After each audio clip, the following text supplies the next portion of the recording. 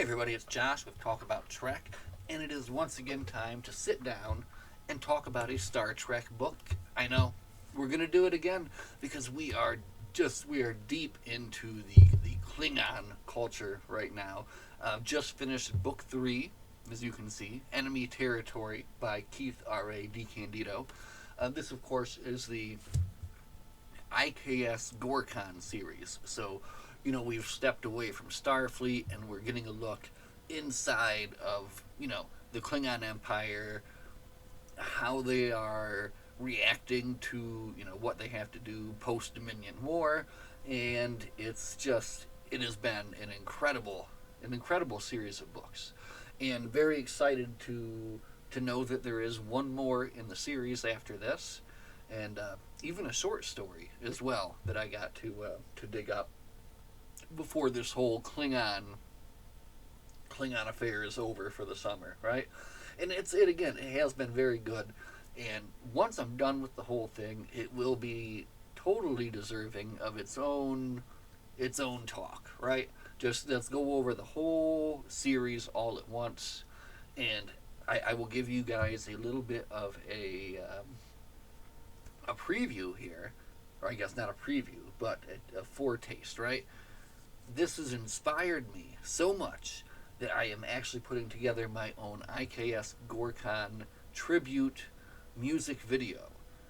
I'm learning to kind of mix some things together, some Klingon, some chanting, some. It's interesting. I'm having fun with it anyway, and it probably won't turn out to be the most technically sound and masterful piece of work ever, but it's fun, and I am again. It's fun when you get kind of inspired by what you're reading, and of course by what you're watching too. As I'm reading this, it makes me want to go back and watch the episodes, featuring these characters. So I did watch Birthright. I was watching Birthright the other night, which of course features Commander Tak, who is very big in this book. Uh, I've already seen. Oh man, we watched the TNG episode last time, so now we need to catch up on some of like the Deep Space Nine stuff. That really focuses on the Klingons too, right? And that was one of the great things about that, is they do kind of get into that a lot. But anyway, man, we are getting away from the book, aren't we? This book was so fun. The first two in the series are kind of like part one, part two of the same story, but now the Gorkon is off on its own new mission, right? And a very interesting mission indeed. So let's read directly from the back here. Star Trek IKS Gorkon, the Elebrej Hegemony. For centuries, the Elebrej firmly believed that they were alone in the universe, and that no sentient life existed outside their home star system. But their beliefs are shattered when a controversial exploration vessel of their own making encounters and fires upon an alien ship. The aliens return fire and destroy them, then come to Elebrej to investigate. The Klingon Empire. While exploring the uncharted Kavrat Center, the crew of the IKS Gorkon learned that their brother ship, the IKS Kravok, was fired upon by an alien vessel and subsequently destroyed it. After setting course to investigate this new people, the Kravok disappears, but a massive alien fleet is gathering at their last known location. Captain Clegg must determine what has happened to the Kravok and who this new foe of the Empire is. As two civilizations prepare for war, the secret agendas of both the Elebrej oligarchs and the Klingon Imperial intelligence may serve only to deepen the conflict, and Captain Clegg may also face a mutiny. Mutiny. Anyway, yeah, good back thing. It doesn't give it away, too much on what's going to happen in the story, really, and really the story is. It's kind of the author. He does a great job of, first off, introducing you to this very, very alien species, right? And it's one of the fun things that, of course, and I've talked about this a million times, Star Trek books can do that Star Trek the TV series couldn't do as well, because obviously all the aliens, they got to be basically humanoid. Otherwise it's too hard to do, right?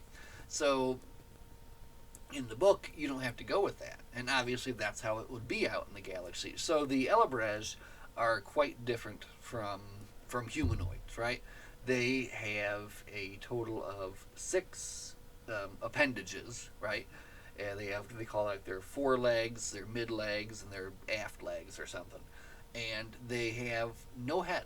So basically, kind of one center mass with these six legs, with 10 fingers on each of these appendages. And, like, honestly, just picture that, right? Because it's kind of terrifying. The 10 finger thing, uh, like, I mean, right? I don't know. It's a little creepy. And they are different from humanoids in that they don't have a head, right? They they also have this kind of weird sort of 360-degree field of vision, and again, the author introduces them to you in a very good way, right? And it's fun to see their reaction to the Klingons, right? So you get to see both sides of it. You get to see the Klingons seeing these aliens for the first time and being like, "Whoa," and these aliens seeing the Klingons for the first time and them also being like, "Whoa," because right, they're both alien to each other. So there's a lot of that, which is very well done. There's a very kind of overarching theme on the planet here of this. Basically, the planet is ruled by the oligarchs, right?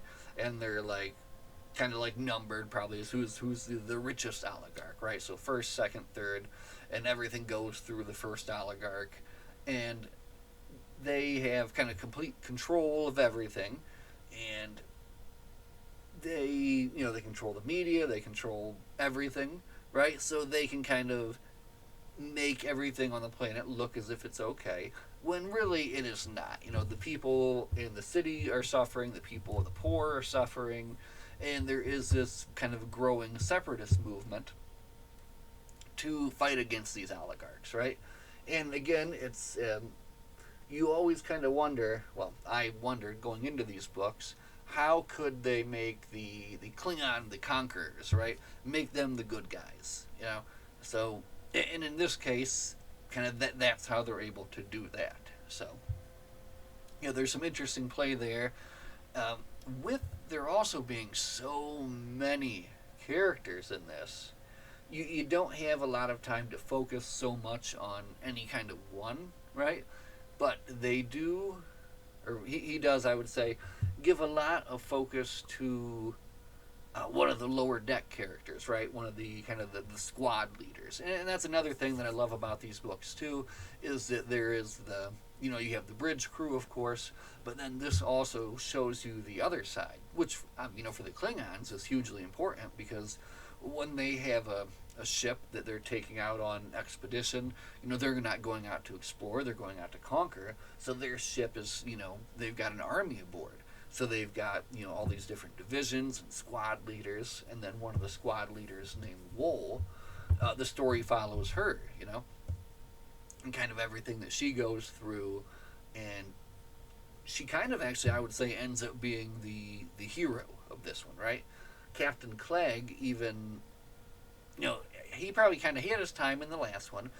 In this one, all the other Klingon characters get their part, but mostly Wool and then Tok. Oh man, I'm a huge Tok fan. He's really kind of growing on me these past books. So looking forward to seeing how this all kind of expands and plays out too, because with only one more book, and I'm not going to read about what's going to happen in it, that's going to be kind of the end of their saga, and I don't think there's anything more after that. So it'll be interesting to see how that all plays out. But again, with this book, you have, well, without getting too much into spoilers, you have kind of two different missions going on during the thing, right? They have to go behind enemy lines, and they have to perform a specific mission, and things go wrong, and then people get split up, and that's kind of where the action comes from, where you have action both again and nope, power on, boom, we're back. You have action both on the on the ground and in space, which is fantastic, and just again a lot of very glorious Klingon battle, right? Um, in the end, I kind of felt that the ending was a little bit quick. Kind of wrapped itself up fairly quickly, but the story was in like that kind of that everything that rushed to the finish, right? This whole well, let's just get into it, right? If you don't want to be spoiled, that's fine. You can go and then come back later for Warp Tuesday, because just want to talk about this a little bit more, because they really do again focus on and give a very great action sequence and kind of like the whole heart of the story to the squad leader Wool, right? So I guess let's kind of get into like the story a little bit. No more. Anyway, you guys know the story that I read from the back of the book.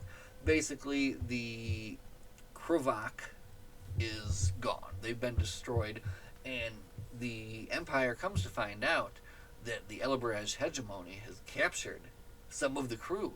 They've not even allowed them to die honorably in battle, and this does not go over well, right? So they send the Gorkon to go undercloak, and it's interesting too because at first these aliens are able to see through the cloak, but then the Klingons are kind of like, they work on it, they adapt, they make their cloak better, boom, they're able to get in there and kind of get behind enemy lines, right? So the Elabrej hegemony are trying to also kind of keep this under wraps too at this point. They don't want to make things too, kind of upset their apple cart too much, because things are going really good for them, and there's just so much of, and I feel there's a lot of this right now too, just like denial, like where one of the lower oligarchs is trying to tell the first oligarch, he's like, man, we're in trouble. These Klingons are not just mindless beasts. They are better at battle than us. They have more advanced tactics, and we need to take better action. And this guy is just like aghast. He's like, no, that can't be. We are the best, and no one could be better. And that's just the end of story. And I'm the best, and I'm the first, and I have the most money, so you have to listen to me. And it's just like, oh my God. And basically it leads to the downfall of their whole oligarchy, right? But it's interesting because, again, you always wonder, like, how's the Klingons going to not appear to be just completely evil conquerors, right?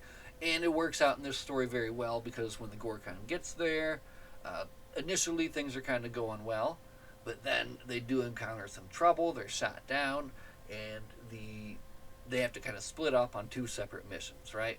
They've already beamed their away team down to the planet to try to rescue the Klingons down there. There's also this whole side story, too, with Klingon Imperial Intelligence, which is something I don't even think... I don't know, I'm going to have to look into it a little bit. I don't know if they get into much in the show at all. But it's a very un-Klingon-like thing anyway, right? Very dishonorable. But I guess also very necessary, because if you're going to have an army and an empire, you're going to have spies within it, and you need to have a way to kind of route out those spies and find them out. So, but again, it just seems it's a very Romulan thing, not a very Klingon thing to do, right?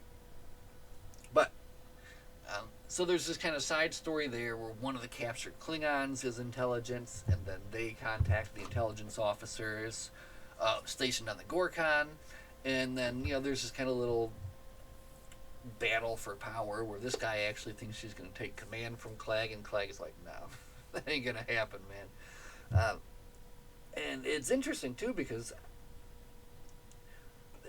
the intelligence officer, he at first in the story kind of he doesn't seem so bad, but then as it kind of wears on, you kind of start like, oh man, you're not liking this guy so much. And in the end, of course, he does get his honorable death, in battle. So, but again, on the planet, so the rescue attempt on the planet goes awry, and the team is kind of split up. Some of the team is caught, mainly the 15th, under leader Wool, right? And they're doing experiments on them, and they're just basically trying to kind of figure out how Klingons work and all that. Um, and this is where Wool's story gets really good because she gets experimented on, basically tortured, right? They completely shave her. They've got her totally naked, completely shaved, and getting ready to start some kind of other new torture on her, right? When she realizes that over the course of this whole thing, she stretched out her arm restraints just enough so that she can slip out. And then what begins is this incredible escape where she again just totally groggy, completely without any weapons, without any armor, um, takes out the doctors, the scientists, the guards, and all that there, and basically goes on like a one woman killing spree throughout this place, all the way to where the the other people are at. So, and then she, by doing that, kind of draws the attention away, allowing Talk and his crew to break in, and they kind of meet in the middle, meet up with the captured Klingons. And this is another very cool part about this book too, where the captured Klingon captain, his name is Work, and we met him in the previous books too. Talk is like, all right, man, we're here to get you out of here. We gotta go. Work is like, no, that ain't happening. Look, they shaved my head bald. They've dishonored me. I'm not leaving unless this place is razed to the ground completely. So, this is again, this is what's happening on the planet. On like one of the moons, the Gorkon has crashed, and luckily they've crash landed on the moon where there are more separatists hiding. So they meet up with these separatists on the moon, and there you have some very interesting scenes too. Oh man, I almost forgot. When Talk is meeting up with the separatists down on the planet, which does happen too, there's a good line that he has, which I luckily remembered to write down the page it was on so that I could find it. But I really thought this was good. So basically, he's trying to kind of explain, the Klingon methods, right? About what they need to do to really affect change and to make a real attack. And he says to this guy, a great Klingon poet once said, "Fortune favors the bold. You separatists have not been bold." Perhaps Sanchit's middle legs vibrated, but boldness leads to death. Everything leads to death. What matters is the path you take to it. Talk smiled. If a cause is not worth dying for, it is not worth having. Oh, that was good. I like that. So, again, and then Clag is kind of doing the same thing with the Separatists on the moon, trying to convince them, if you want change, you got to fight for the change, right? And again, they abhor violence against their own kind, so they're not going to do it. They do give Clag and crew some ships, and basically they're like, and here's the targets. So, I mean, that's all but doing it yourself, basically, right? But, they don't participate in the attack, but Clag and the Klingons, and this is another kind of fun part, too. They don't have weapons on their ships, but they got windows, so they just open the windows, and the Klingons are, just firing right out the windows at their targets. So they hit the Elabrej big military targets. Every single one of the oligarchs' homes, where all their money is, blown up. The commerce sphere, gone. Again, just kind of devastate their whole infrastructure, right?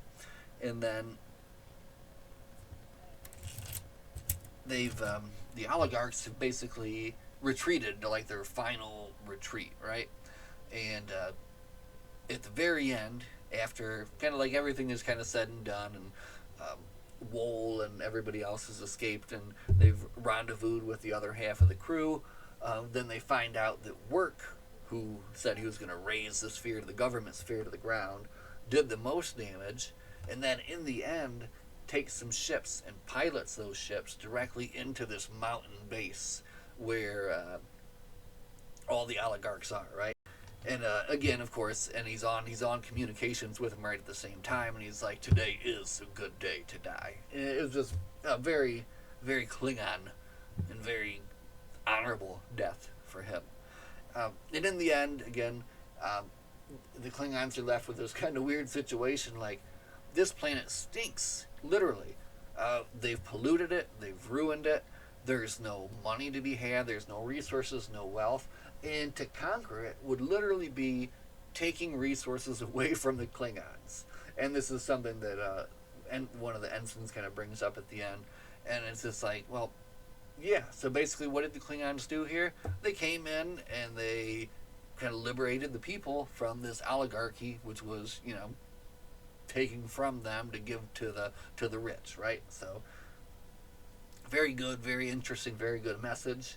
And again, looking forward to seeing where this is going to go. Look at this cover too. That is a Keith Birdsong. This is a Keith Birdsong cover, and it's an old soldier. So I don't know who he's trying to. It could be Gajoth, who's an old soldier in the 15th. It could be Lesket, possibly. Those ridges, those cranial ridges. So I don't know, I'm gonna look into that a little bit more. But I was happy to see a Keith Birdsong on the cover. Love his work always. Anyway, this has been a fun talk. Enemy Territory by Keith R.A. DiCandido. Great Klingon stuff. Read it, and then read it again and read some more. As always, my friends, live long and prosper. Qapla'. Glory to you and your house. We'll see you guys in the next one. Have a good night.